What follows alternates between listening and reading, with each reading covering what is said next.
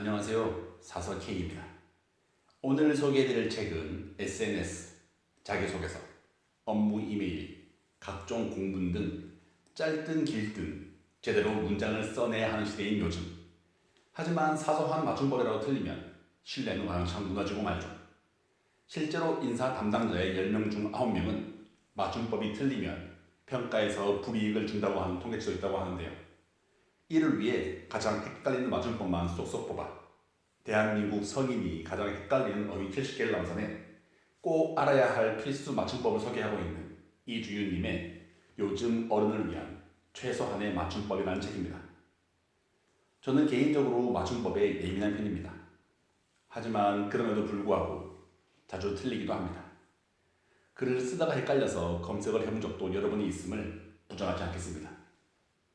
그중 띄어쓰기가 저에게는 가장 어려운데요. 오늘 소개해드리는 이 책 최소한의 맞춤법에서는 띄어쓰기가 아닌 맞춤법에 집중을 해서 쉽게 알려주고 있습니다. 이 책의 제목인 최소한의 맞춤법에서도 알 수 있듯이 최소한, 정말 말 그대로 최소한의 내용도 전해주기 때문에 이것도 모른다고 할 만한 내용을 전해주기도 합니다. 하지만 실제로 자주 혼동하기 쉽고 틀리는 말도 많았습니다. 가장 대표적인 것이 바로 웬일과 웬일이죠. 헷갈리시나요? 둘 중에 어느 것이 맞는지. 자, 그럼 바로 지금이 이 책을 펼쳐들 때입니다. 이 책에서 가장 처음에 언급하는 단어도 바로 웬일과 웬일인데요.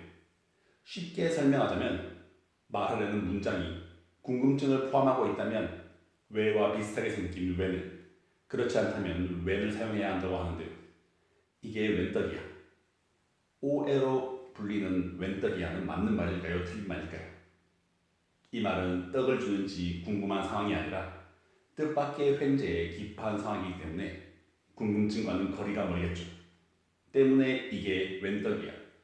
우애가 붙은 이게 웬떡이야가 맞겠죠. 같은 예로 웬일이야. 웬만큼 귀찮게 하세요. 웬만하면 제발 좀 사다 주시죠. 와 같은 말에서도 궁금해하는 상황이 아니기에 우애가 붙은 웬으로 써야 한다고 말이죠.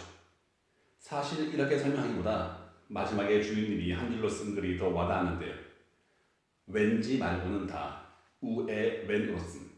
자, 인정하시나요? 이렇게 알면서도 어렵고 쉬우면서도 헷갈리는 이런 단어들을 이 정도는 당연히 안다고 생각했겠지만 기초편. 사실은 완전히 다르게 알고 있었던 맞춤법 탑 28을 소개하는 중급편. 그리고 드디어 나도 맞춤법과 어휘력 발레리라고 할 수 있는 고급편으로 구성이 되어 있습니다. 저도 기초편은 진짜 이것도 모른다고 라는 생각을 하며 실소를 머금고 읽기도 했는데 중급과 고급으로 넘어가면서 생각했던 것과는 다른 결과에 뭉치기도 하고 부끄럽기도 하였습니다. 인터넷의 여러 SNS, 커뮤니티의 글을 읽어보면 종종 맞춤법에 대한 이야기가 올라오곤 합니다. 정말 마음에 들고 다 좋았는데 받은 손편지에서 틀린 맞춤법의 향연이 나오면 정이 다 떨어진다. 문자를 보내다가 옳다라고 생각했던 것들이 다 맞춤법을 모른다는 거에서 손절했다 등 맞춤법을 제대로 알지 못하는 이상에 대해서 호감도가 급락했다는 이야기들이 많이 보이기도 하죠. 물론 맞춤법을 잘한다고 해서 없던 호감도가 생기진 않겠지만 적어도 기껏 잘 만들어 놓은 호감을 떡락시키는 상황은 우리 만들지 말아야겠죠. 자, 이 책은 테리라는 인물을 통해 일러스트로 유쾌하고 쉽게 전해주고 있는데요. 그렇게 전해주고 있는 이주윤님의 이야기, 최소한의 맞춤법.